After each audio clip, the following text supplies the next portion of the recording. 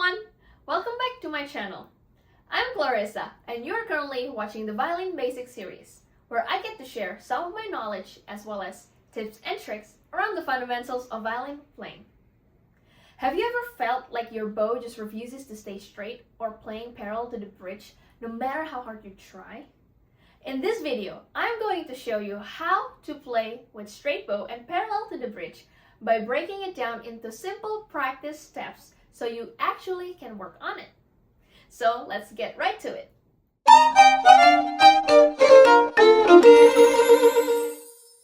Playing with a straight bow does not mean forcing your arm to move up and down in a straight line.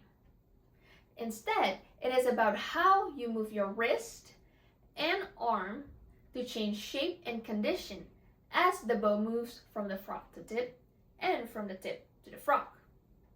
I call this the three conditions of the bow.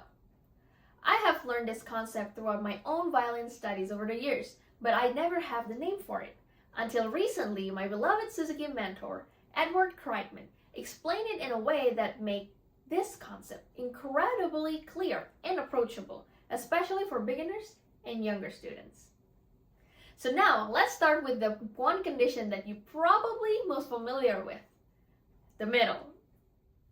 The middle condition of the bow is not necessarily located in the middle of our bow stick. Instead, it is where the square of our arm, like this. To find the square of your arm, you need to make sure that the elbow is in 90-degree angle, like that, and your forearm and hand is in a straight line, like that. So this position.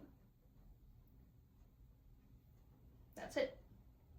To practice it so you can find the middle condition quicker, I want you to hold your bow vertically like this, and then place your bow to the middle condition.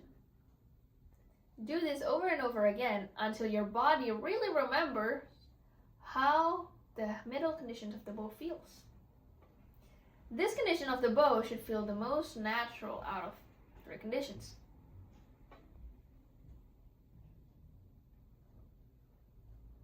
Now that you have found the middle condition of the bow, let's move on to the tip condition. Let's take a look on how my wrist and arm moves towards the tip condition. I will find the middle conditions again, and now watch closely my wrist and arm.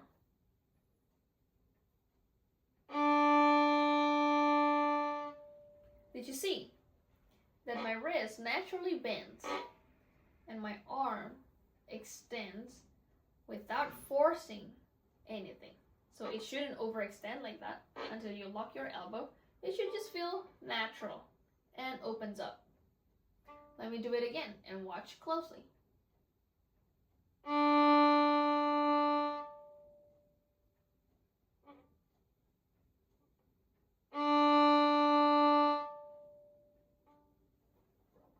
One most important thing to remember, at this stage of learning, our right hand fingers are not involved at all.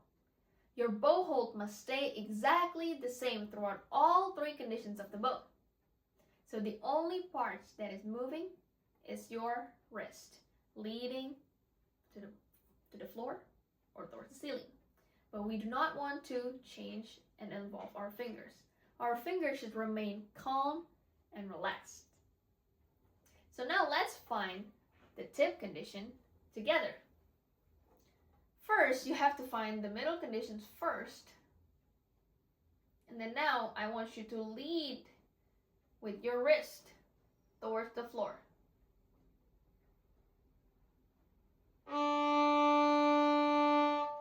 Your arm should naturally extend as your wrist bends towards the floor. And your hand should stay parallel to the floor. Not that way, or not that way. Parallel to the floor. So let's do it again. Go back to middle without dragging your bow. Just pick it up and put it to the middle. Now let's lead again with the wrist.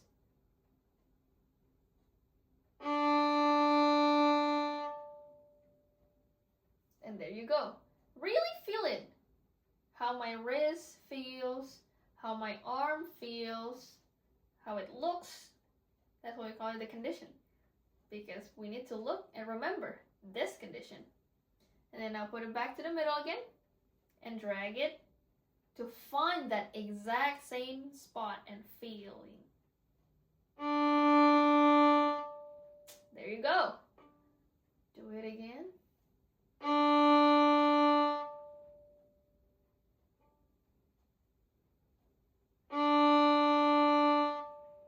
Once you're comfortable, then you can also add the up bow motion.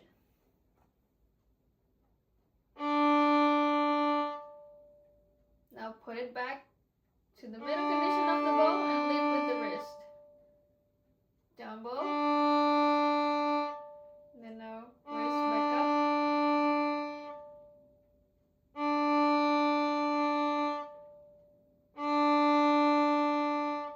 Notice how my bow hold stays exactly the same.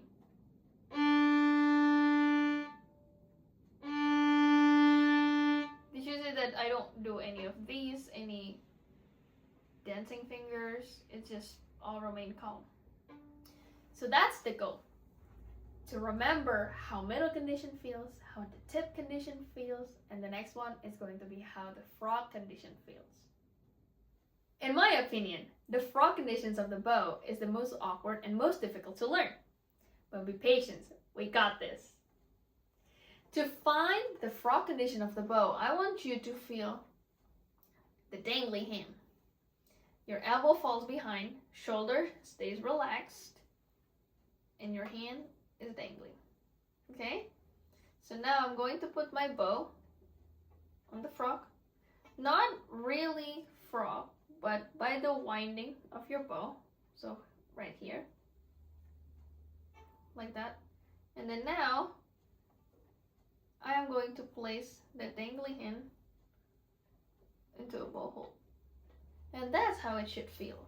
Did you see how much lower my elbow is compared to my hand? And my shoulder stays relaxed. It's not like this, because this is also a habit where students go to the frog and then they raise their elbow. And then look how my hand looks like. It stays flat, parallel to the floor ceiling. It's not that way. It's not that way. Stays flat. So this is how it feels. I just want you to sit there for a second and find this dangly hand. So take it off again. Find your dangly hand. Hold your bow like me, with the left hand. Find the dangly hand and put it into a bow hold. Make sure the hand is flat and your shoulder is relaxed, elbow is lower. And just feel it, how awkward this is. Okay? So I want you to be able to find these conditions quickly. Just keep dropping your hand and then find it before you actually drag it. So after that, after you're comfortable, after a week or 2 weeks doing that, now I want you to find the middle conditions of the bow, and we are ready to drag the bow to the frog. So remember, the bow hold must stay exactly the same. There is no involvement from our right hand fingers. And our hand should stay flat or parallel to the floor, while the wrist leads the movement. So now let's drag to the frog from my middle. Did you see? My elbow falls behind and my shoulder stays relaxed. Now drag it back to the middle. Wrist leads. Okay.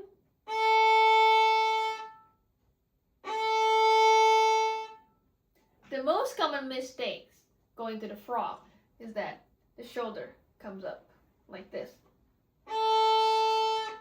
I've seen this so many times with so many students. Another mistake is that we over-exaggerate the wrist movement and it becomes this way. Did you see what happened? It's no longer parallel to the bridge. Over-exaggerate. Another common mistake is that our elbow goes way too high.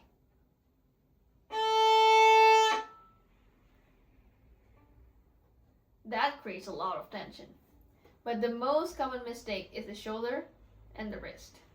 So make sure that your shoulder stays relaxed, your wrist leads, but your hand stays flat.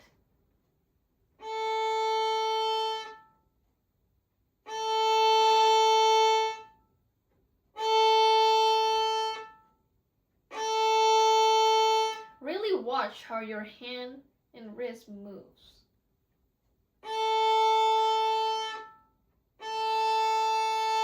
And remember that the bow hold stays absolutely the same.